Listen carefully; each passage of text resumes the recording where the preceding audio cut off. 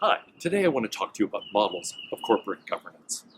There are some key questions we have to answer in thinking about the role of corporations in society, but more critically, the role of leaders of corporations, how they ought to act, what their goals should be, how in general they should go about managing and directing a corporation. And in thinking about that, there are some fundamental questions we need to ask. One question is, who should control the corporation? Who should be in charge? Who do we want directing our corporation? Who do we want as a CEO? Second question is, how should they do it? What are the principles by which a good director should direct a company? What are, in general, the principles, you might say, that ought to govern boards of directors? And the final question is also significant. What should the goals be? Is the goal the welfare of the shareholders? Is it the welfare of all stakeholders? Is it the survival of the company? What exactly is the goal that those directors want to have? So who should they be? Who should be making these decisions? How should they do it? And toward what end? What should their goal really be? Well, let's take a look at different alternative theories. And in this video, I'm not going to talk extensively about these. I'm simply going to lay out a few advantages and disadvantages, arguments pro and con. And then there are several we're going to take much more seriously because, at least in the United States and Europe and most other developed countries, those are the chief candidates, the chief models. We're going to go, as it were, from extreme left to extreme right in our analysis here. But as Mintzberg suggests, this might have more of the shape of a horseshoe. It might be that by the time we get around to the extreme right, we're in a position that in certain other ways is as revisionary as the extreme left. Now, I'm not sure I can fully make sense of Mintzberg's horseshoe, so I'm not going to do a lot to try to explain the structure of that. But at any rate, we'll follow his general progression around what he calls the horseshoe, or we might ordinarily think of as more of a line. So let's start with what is on the left. Here I'm indicating my left, here, your left. What is on your left is nationalizing industry. Marx, in the Communist Manifesto, argued in favor of nationalization, defined communism as the abolition of private property. So, suppose we did that. Now, many countries actually have nationalized particular industries, and sometimes they do this with an existing industry that they take over. Sometimes they do it from the very beginning. The city I live in, for example, has its own electric utility. It's run by the city. It's something that started out not a national corporation, but a city-owned department. And the same thing is true of San Antonio, Texas, and a number of other locations. So utilities are things that are viewed as natural monopolies, and sometimes they are functions of government. Now, not always. In most of the country, those are private businesses. The post office is something that is nationalized. Amtrak, another example, run by the government. In any case, there are companies like that all over the globe, and some governments nationalize industry extensively. Others do it in only a very few cases where they do think of this as being something like a natural monopoly. Well, how should we think about that? What are the arguments in favor of nationalization? One of the main ones is simply that it aligns corporate goals with the goals of the nation. So it allows the company to serve the good of the whole. And that, at least, has been the idea. We want to structure things in such a way that the company's decisions really are directed at society's goals rather than the goals of various private actors that may end up conflicting with social goals. There are a variety of arguments against, however, and it's part of the reason that most developed countries do this at best in a very limited way.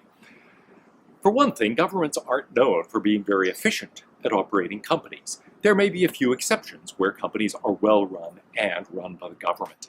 In fact, electric utilities might be one example. There are a few car companies that are nationalized in various countries that might be examples. But overall, governments have a rather poor record of this. They have a bad record of this, partly because they're responsive to a variety of constituencies who don't really have the economic health of the company in mind, and often have political goals that have nothing to do with actually successfully fulfilling the task of the company, fulfilling the task of actually getting electricity to people reliably at low cost, for example. They have other agendas. And so it's often difficult for something run by the government to actually be successful as a company. it often turns out that, yes, they pursue all sorts of social goals, but the result of it is an inefficient operation that doesn't do nearly as well at its fundamental task as a private enterprise would do. In addition to that, it operates giving lots of politicians an incentive, you might say, to put their hand in the till. In short, it creates huge opportunities for corruption, for special interests to impose their own agendas on what otherwise should be a business operation. Well, a second option is to democratize the corporation. So we might say the problem with most companies isn't that they aren't part of government. Actually, governments do a rather bad job of managing things. However, they are managed by a very small group of people. Now, it looks on paper like that's not true. The shareholders of most large corporations number in the tens or even hundreds of thousands. And so you might say, look, tons of people own this, lots of people have a stake. But very few actually exercise that stake. And so you might say in the end, it really ends up being a few people who lead the company, who are involved in decision making, who select the board of directors, approve board's decisions, are involved in the board's activities itself, and so on. And so you might say we need ways of bringing other people in. If we're adherents to stakeholder theory, we're going to think other stakeholders have to be represented. But even if we're not, we might say this is too narrow a range of people. We need to get greater shareholder involvement, greater involvement from people inside the company. And so we could think from either perspective, it's a good idea to democratize. But now we've got to draw some fundamental distinctions. Are we interested in including other people in the company? That is to say, having more like a 360-degree review of what the company ought to be doing, including workers, including managers, including maybe even customers and suppliers, people with a direct tie to the company? Or are we interested in representing people in the larger community, stakeholders who really don't have any direct involvement with the company at all? And a second set of distinctions is this. Do we want a representative form where we basically have representatives, for example, from certain groups on our board of directors? Or do we want to change things more fundamentally, maybe giving larger groups of people voting rights, for example, or having a more participatory model where we allow workers themselves to select their own bosses, to make their own decisions?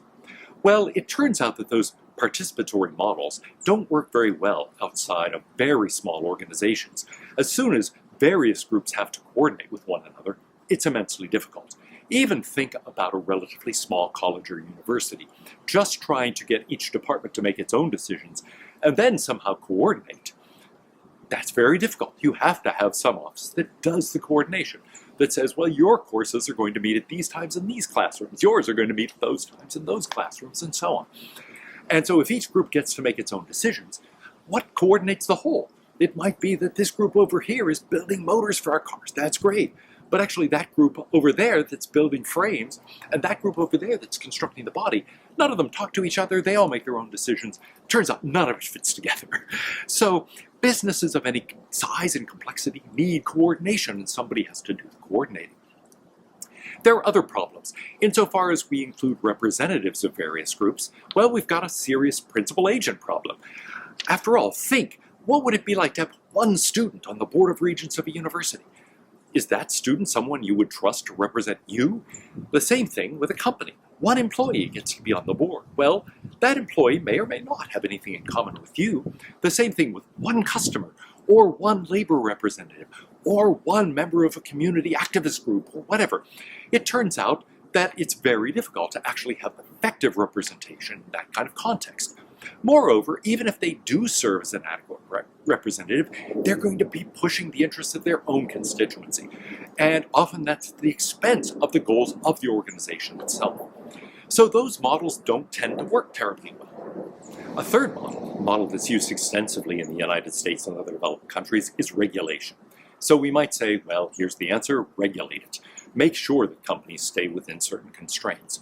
Now, everywhere, companies exist within a certain body of law, a set of moral norms and legal norms. And so to some extent, this happens inevitably. Any culture is going to have laws and moral codes that are going to govern corporate behavior. But in this case, we mean something else. We mean that governments should actually regulate the businesses of companies beyond just general laws that try to prevent people from harming one another. and in that way constrain business decisions. What are the arguments in favor of this? Essentially, to prevent negative externalities. A company may make decisions that have harmful effects on the community, on people outside the company itself.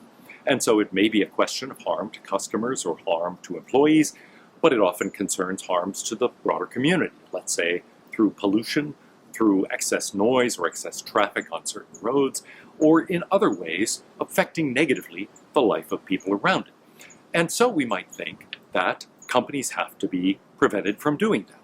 In general, you might think that regulation is a good way of solving problems of collective action.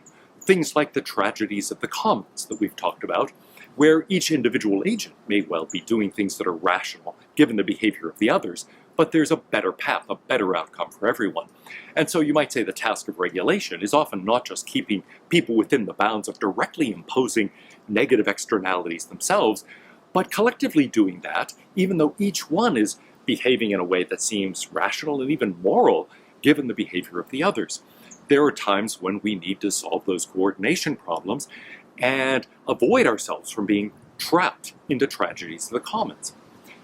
But what are the downsides? Well, one of the main downsides is that there aren't very effective checks on regulation. They tend to be slow, they tend to be cumbersome, rather inflexible. They get in the way of businesses.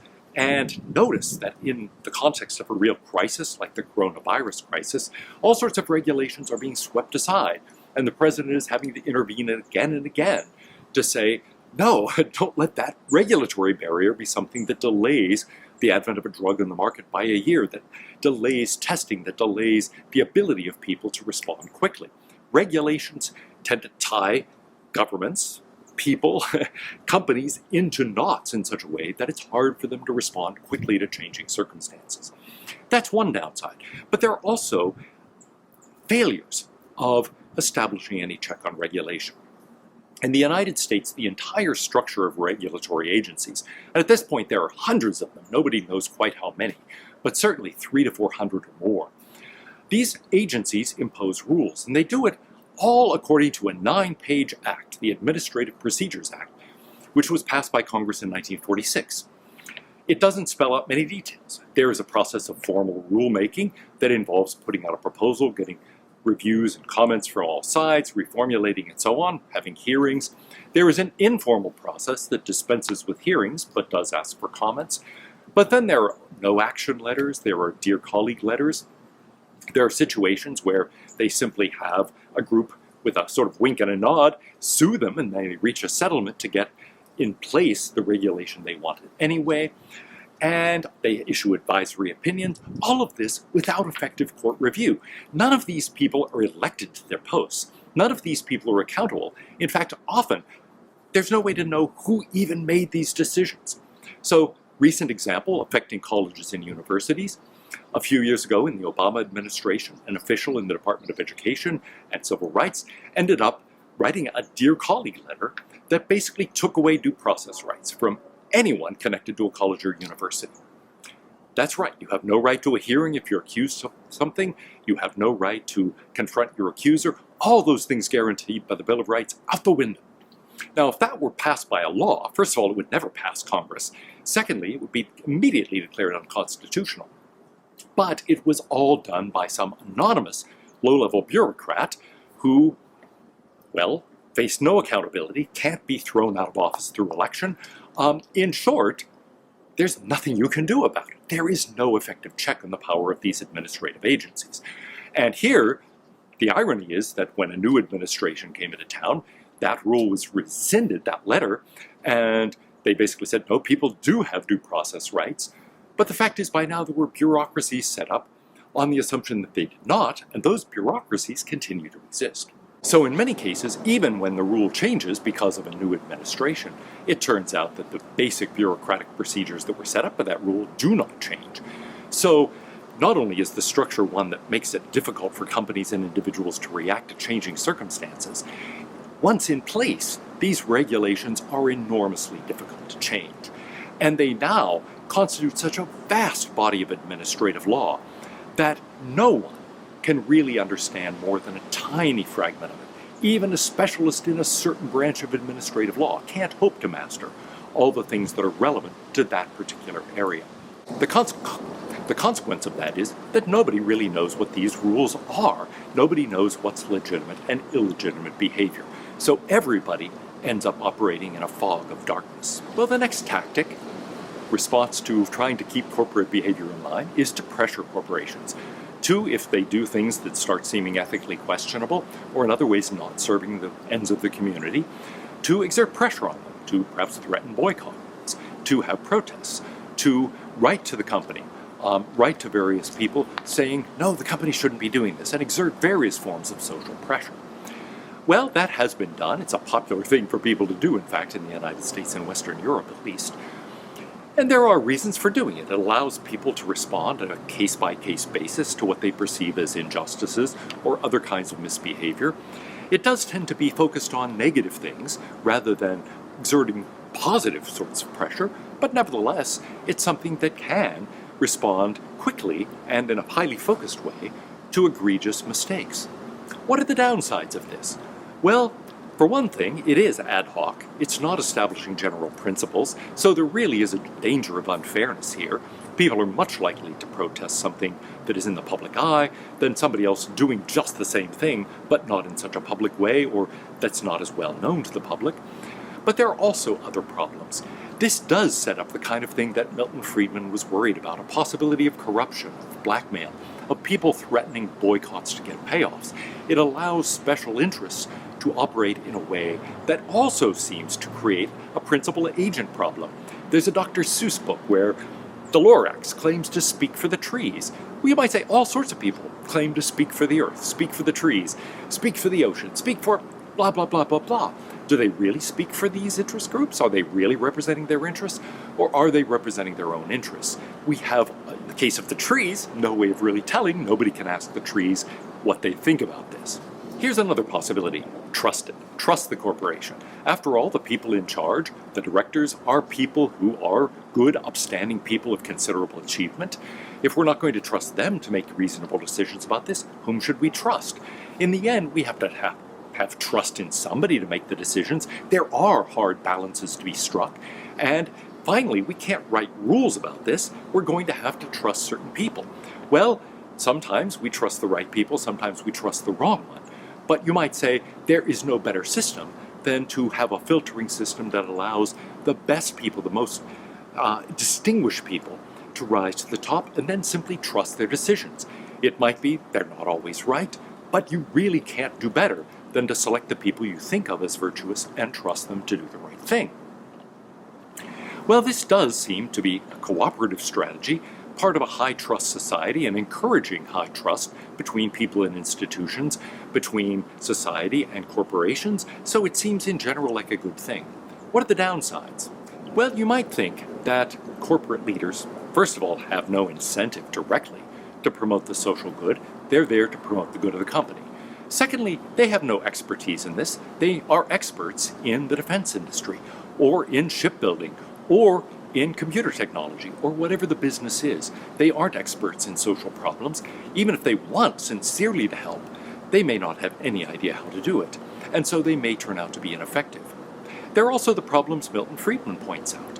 Do they really have the right to become involved in this way? They're donating, after all, not just their own money, but other people's money.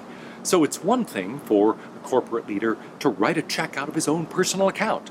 It's quite another to write a check out of the corporate accounts, in effect taking money that otherwise might have gone to employees or shareholders or customers or suppliers, etc., and taking their money and giving it to some sort of cause. Well, another possibility is simply to ignore it. To say, look, this is a little different from the trusted option, because it's not a question of, hey, look, we've got to filter things out so that we get the people we think of as most virtuous, and then we simply trust the virtuous people's decisions. This is saying, look, the whole institutional structure is one that encourages people to promote the good of the community. It is, in short, Adam Smith's position. The position that the corporate leaders are going to, yes, pursue their own self-interest and the self-interest of their companies, but that's a good thing. That's what we want people to do. A society structured so that each takes care of his own, each works to promote the interests of himself and the organization he leads. That's going to be the best possible society. Why? It's because of the structure of the free enterprise system. How do I make money? for my corporation, I get the corporation to serve people's needs. I get it to give people what they want. I produce value for people. And they, in turn, are willing to buy my product or engage my services.